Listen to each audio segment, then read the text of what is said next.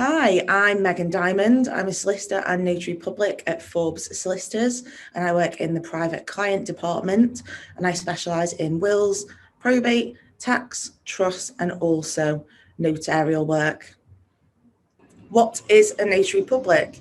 A notary public is an internationally recognised lawyer, commonly used for transactions with an international element. Particularly during the COVID pandemic, with travel being restricted, the demand for a notary public has increased quite drastically. Why do I need a notary public? If you have any dealings overseas, whether it's in a personal capacity with a holiday home or a timeshare, or with business, if you've got a subsidiary overseas or you're setting up a subsidiary overseas, you'll probably need a notary public. Why may businesses need a notary public? Brexit has naturally changed things quite drastically in the business world, particularly if you're setting up a subsidiary overseas. You'll most commonly need a power of attorney signed by one of the directors, or if you trade on one of the leading shopping websites and ship to European countries, you'll possibly need to register for VAT over in that country. A notary will then become involved to verify the company, who can sign, and the law behind the company. What types of businesses can benefit from a notary public?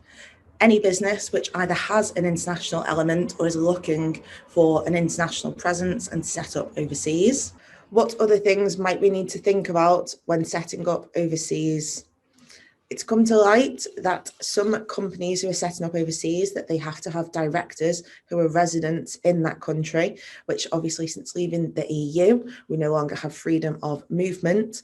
So this could be an additional hurdle, which the director will have to apply for residency, which can include collating birth certificates, marriage certificates, death certificates, things like that. And also they might have to show their educational certificates, such as degrees and any other additional training they've done. These potentially might also have to be apostilled and go to an embassy. So if this becomes apparent, best thing to do is to get in touch and I can guide you through the process. What forms of identification are acceptable? You'll need to bring at least 2 forms of ID with you. Typically, your passport needs to be one of them, as quite a lot of countries require your passport to be notarized, and particularly since Brexit and leaving the EU, they then require a full copy of your passport and not just the biodata page. Can you notarize a document without the person being present? This depends on the types of documents. If it's for personal capacity, for example, if you're going to teach overseas and it's degree certificates, educational certificates, things like that, these can potentially be done on a remote basis. However, quite a lot of the documents require physical presence, particularly if it's a power of attorney or a declaration or affidavit or something like that. Some company documents can be done remotely, and I can verify ID remotely and also do a video call to confirm the director's identity. It just depends on what is required in the jurisdiction. Do I need a witness for my document, and who can be a witness? Usually the notary will be the only witness required. However, some documents which are for use in America require a second witness. That second witness then just needs to be someone independent over the age of 18. If you attend one of the offices to sign with me, then we can use one of the staff to be a witness and you wouldn't need to bring anyone. How much? Notary work varies drastically. It's hard to give an exact figure for everything. As you can imagine, there's many countries all over the world and each country's law varies drastically. So best thing to do is to get in touch with me, email the documents over, and then upon site, I can give you a fixed fee.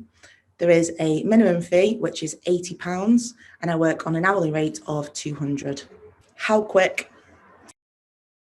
I'm usually contacted by clients who needed everything doing yesterday. I will always try to endeavour to see you at the first opportunity. However, the best option is to get in touch as soon as you realise that there is an international element or that a notary is required, and then I can review everything and then we can book an appointment. What is the difference between a solicitor and notary public?